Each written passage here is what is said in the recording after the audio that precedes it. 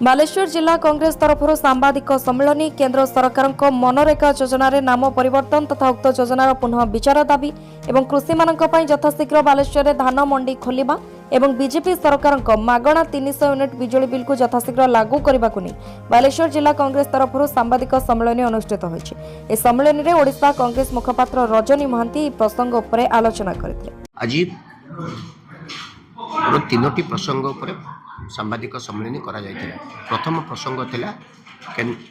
प्रसंग थिला केंद्र सरकार मनरेगार जो परिवर्तन करी जो भी रामजी करिसंती ताको पुनर्विचार करिया पई एवं श्रमिक मानकर अधिकार को साब्यस्त करिया पई तांको अधिकार को अक्षुण्ण रखिया पई आमे सांबादिक सम्मेलन करिछु।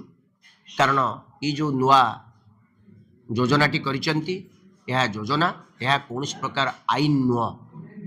एक द्वितीयती एथिरे जो अंशधनर जो भाग बंटा करिसंती 60-40 जो शेयर राज्य सरकार माने 40% देबे, केंद्र सरकार 60% देबे। तद्वारा ओडिशा भली एक गरीब राज्य 40% दे पारिबो नाही किबा कौन प्रकार ए कार्य भाग ही माने शामिल हो पारिबो नाही।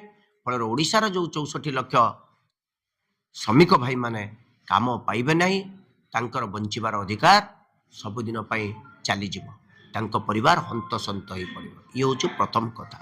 द्वितीय कथाटी हूँ आज है जनवरी मास 10 तारिख खाद्य जोगाण मंत्री एवं समवाय मंत्री उभय दुई जन जाक कही जनवरी 10 तारिख भितर ओडिशार सबु जिल्ला रे मंडी खोली जो विशेषकर ओडिशार कोस्टाल जिल्ला रे जो 18टी ओडिशार कोस्टाल अंचल जो 18टी जिल्ला रही से मंडी खोली जिवो। आज 10 तारिख भितर कोस्टाल जिल्लार बहु जिल्ला रे मंडी एपर्यंत खोलिला नाही, धान उठिला नाही। आउ किछि दिन पर मकर संक्रांति, चाषी पाखे पैसा नाही, हंतसंत होउचंती। चाषी अमल करिके आज मासे हैला अपेक्षा करिछि, टोकन मिलिछि, टोकन लैप्स हो गलानी, मंडी खोलु नाही।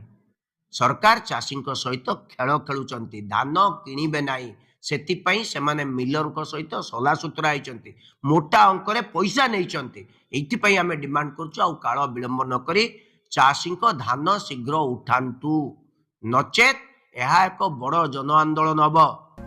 बालेश्वर चंदन कुमार पाणिग्राही रिपोर्ट, अभय न्यूज ओडिशा।